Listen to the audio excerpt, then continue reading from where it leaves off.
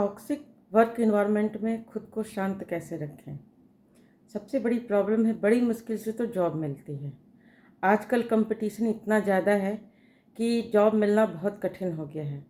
जब जॉब मिलती है तो हम कंपनी तो चूज़ कर सकते हैं, लेकिन मैनेजर थोड़े ना चूज़ कर सकते हैं। तो फिर क्या हो, अगर मैनेजर आपका टॉक्सिक हो। टॉक्सिक वर्क एनवायरनमेंट अक्सर मैनेजर क्रिएट किया करते हैं या साथ में काम करने वाले सहकर्मी। फिर ऐसे में विचार आता है कि नौकरी छोड़ दें। फिर टेंशन होती है कि दूसरी जॉब कैसे मिलेगी। तो सबसे पहली चीज़ है, नौकरी छोड़ने से पहले हमें कुछ चीज़ों पर विचार करना चाहिए कि हम कितना जहर बर्दाश्त कर सकते हैं, कब हमें क्विट करना चाहिए। यानी जैसे बाढ़ का पानी घुटनों तक है तो ठीक है, कमर तक है तो आपको जल्दी ही विचार करना चाहिए कि अब यहाँ से निकलें। तो तब निकलने का विचार करना चाहिए। जान है तो जहान है। लेकिन यदि आप निकलना नहीं चाहते और इसी टॉक्सिक वर्क एनवायरनमेंट में अपने आप को शांत व्यवस्थित रखकर जॉब को कंटिन्यू करना चाहते हैं तो कुछ उपाय हैं। सबसे पहले आपको समझना पड़ेगा कि कलयुग में आने के बाद अवतारों को भी किसी ने नहीं छोड़ा। चाहे भगवान श्री कृष्ण हो, बचपन से ही उन पर अटैक हुए, पूरी जिंदगी भर उनको लोग परेशान करते रहे, उन पर यहाँ तक कि स्मृतक मणि चोरी तक का आरोप लग गया। भगवान राम को देख लीजिए, उनका पूरा जीवन संघर्षमय रहा। जिस पत्नी के साथ उन्होंने विवाह किया उसके साथ भी उनको लोगों ने रहने नहीं दिया। तो इस तरह से माता सीता का जीवन देख लीजिए, बुद्ध को देख लीजिए, भगवान बुद्ध को देख लीजिए, जितने भी अवतार हुए हैं वो भी कलयुग में चैन से नहीं रह पाए। फिर हम और आप किस खेत की मूली हैं, हमें और आपको कौन चैन से रहने देगा। अब आप कहेंगे संतों के लिए कहना बहुत आसान है कि शांत रहो टॉक्सिक वर्क एनवायरनमेंट में। तो आपको मैं कहने के लिए मैं बता दूं, मैं भी जॉब करती हूँ। मुझे 25 वर्ष हो गए हैं जॉब करते हुए। तो मुझे वर्क एनवायरनमेंट का, कॉरपोरेट सर्कस का अच्छी तरह ज्ञान है। तो करना क्या है भाई, सबसे पहली चीज़ है आपको अपने ऊपर कंट्रोल होना चाहिए। गुस्सा आता नहीं है, गुस्सा करते हैं लोग। ठीक है, आपको जब प्रेशर आता है तो आप यहीं जहाँ कहीं तो नहीं कर देते, बाथरूम ढूंढते हैं।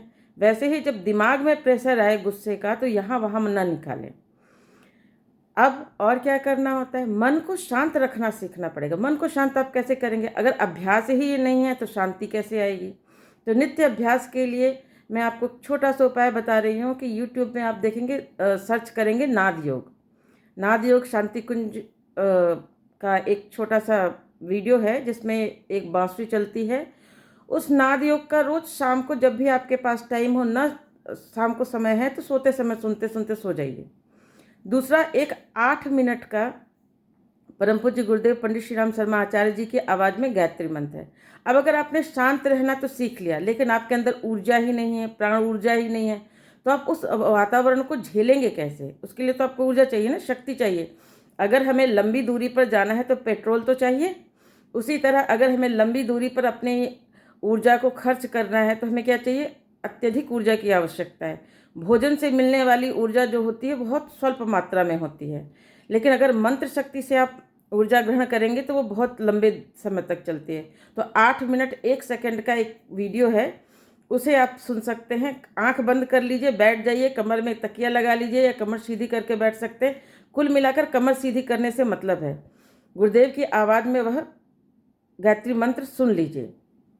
आप पाएंगे कि अगर आपने 1 महीने लगातार नाद योग और गायत्री मंत्र सुना तो आपके अंदर ऊर्जा दूसरे लेवल की पहुंच जाएगी, आपकी चेतना ऊपर उठने लग जाएगी।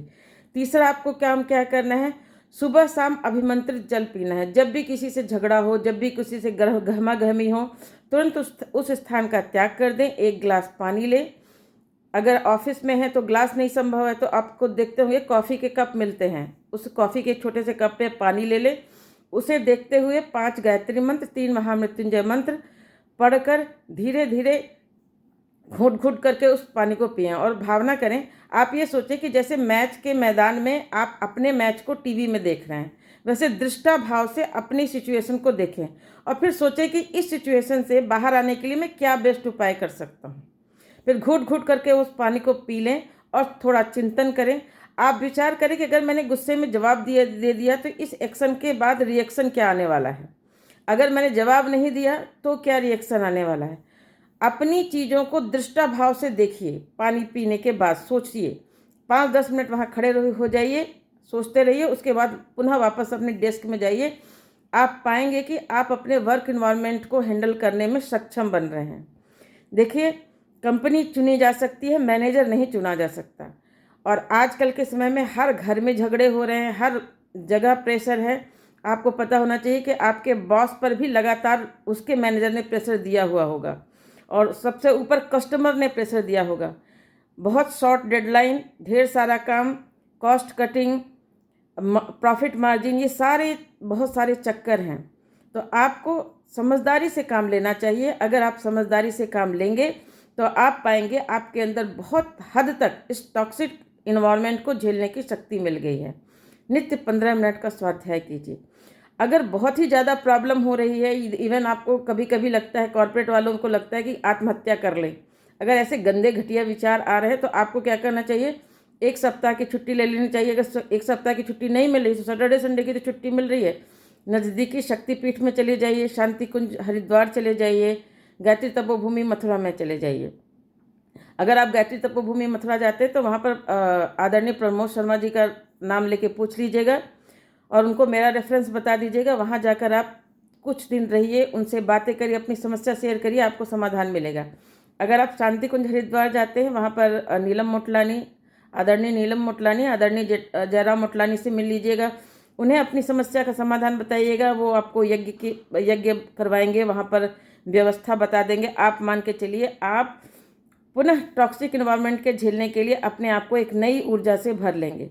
विश्वास मानिए, कलयुग में हर कोई दुखी है। किसी के पास भोजन है तो उसके पास खाने के लिए पैसे नहीं हैं, किसी के पास खाने के लिए बहुत पैसे हैं, विभिन्न व्यंजन है तो उनके पास तरह तरह की बीमारियां हैं, वो खा नहीं सकते।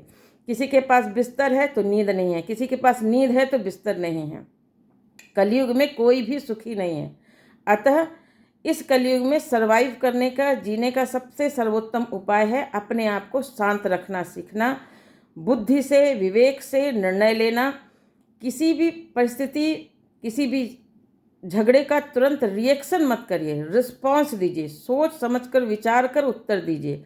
जब भी गुस्से में रिप्लाई देने का मन करे तुरंत वहाँ से हट जाइए, 1 गिलास पानी अभिमंत्रित जल पीजिए, फिर सोचिए क्या रिस्पॉन्स देने की आवश्यकता है। यह काम आप घर में भी कर सकते हैं, घर के झगड़ों को भी हैंडल करने के लिए यूज़ कर सकते हैं। ये कुछ उपाय मैंने आपको बताए हैं, इसको आप करिए।